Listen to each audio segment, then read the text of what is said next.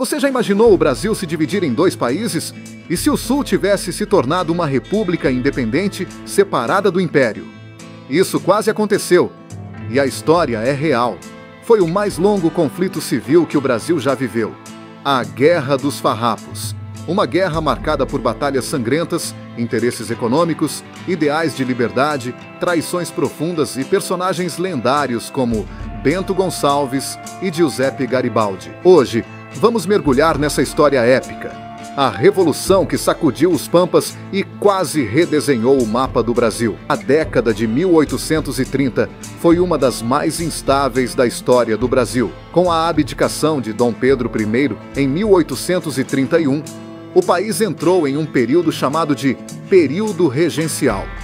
Sem um imperador no trono, o Brasil foi governado por regentes, representantes que deveriam manter a ordem até que Dom Pedro II atingisse a maioridade. Mas a ausência de uma figura central forte trouxe à tona os conflitos regionais. Em diversas províncias, grupos políticos se levantaram exigindo mais autonomia, mais voz, menos autoritarismo. Era o embrião das revoltas regenciais. Cabanagem, balaiada, sabinada, revolta dos malês. E no Sul, a mais longa e simbólica de todas, a Revolução Farroupilha. No Rio Grande do Sul, a revolta teve dois grandes combustíveis, a economia e a política.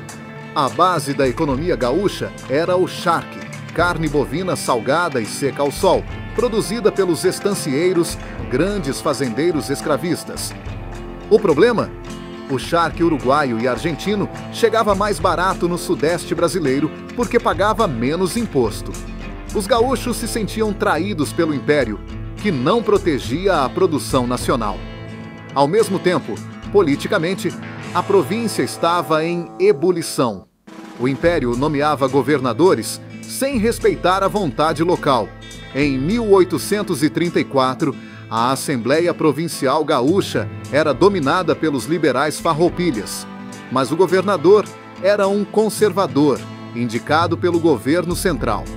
O conflito era inevitável.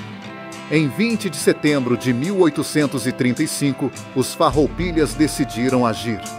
Liderados por Bento Gonçalves, marcharam sobre Porto Alegre e tomaram o controle da capital da província.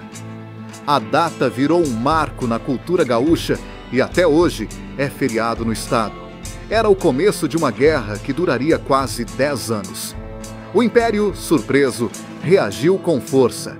Acusou os farroupilhas de separatismo e enviou tropas para retomar a cidade. Porto Alegre foi reconquistada 9 meses depois, mas a chama da rebelião já estava acesa.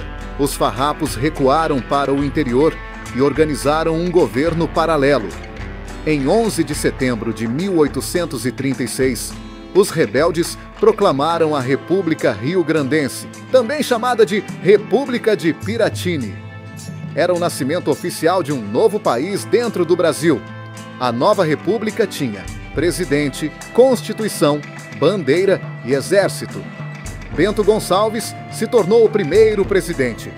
A capital foi fixada na pequena cidade de Piratini, mas durante a guerra mudaria diversas vezes. A Alegrete, Caçapava do Sul, São Gabriel.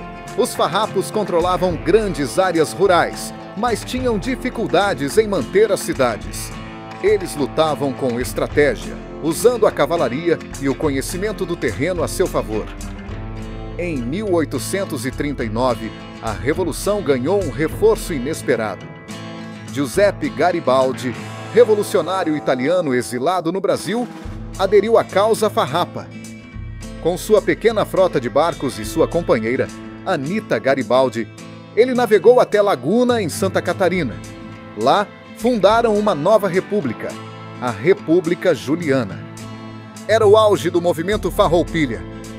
Por um breve momento, os rebeldes controlavam territórios em 2 estados, Rio Grande do Sul e Santa Catarina. Mas a reação do Império foi rápida. Laguna foi reconquistada após apenas 4 meses. Ainda assim, o episódio ficou marcado como um dos mais corajosos da Revolução. Mas nem tudo foram vitórias. Em 1844, perto do fim da guerra, ocorreu um dos episódios mais sombrios do conflito, o Massacre de Porongos. Mais de 100 lanceiros negros, soldados escravizados que lutaram pela República, foram emboscados e mortos. Muitos historiadores acreditam que o ataque foi facilitado por líderes farroupilhas. O medo era claro: negros armados exigindo liberdade após o fim da guerra. Traídos por aqueles a quem serviram, os lanceiros foram assassinados no alto do Cerro de Porongos. O massacre ainda ecoa na memória coletiva como uma das maiores injustiças da Revolução. Em 1845, após quase uma década de combates, as duas partes estavam cansadas. A guerra custava caro para o Império e já não havia mais condições de vitória para os farrapos. Foi então que se firmou a paz, no dia 1º de março, e assim terminou a Guerra dos Farrapos. Um conflito que não teve vencedores absolutos, mas que deixou marcas profundas no sul do Brasil e na história da nossa nação.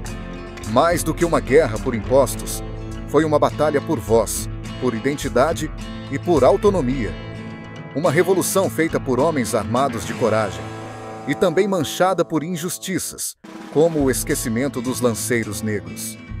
Até hoje, o povo gaúcho celebra a data que deu início a essa luta, 20 de setembro de 1835. Uma data que não é só feriado, é memória viva de resistência. Agora me diga, você acha que os farrapos foram heróis? Ou traíram os próprios ideais? Deixe seu comentário, curta o vídeo e compartilhe essa história com quem também ama o Brasil profundo. E se você gosta de conteúdo histórico com profundidade, inscreva-se no canal e ative as notificações.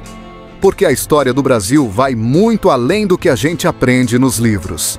Até o próximo vídeo!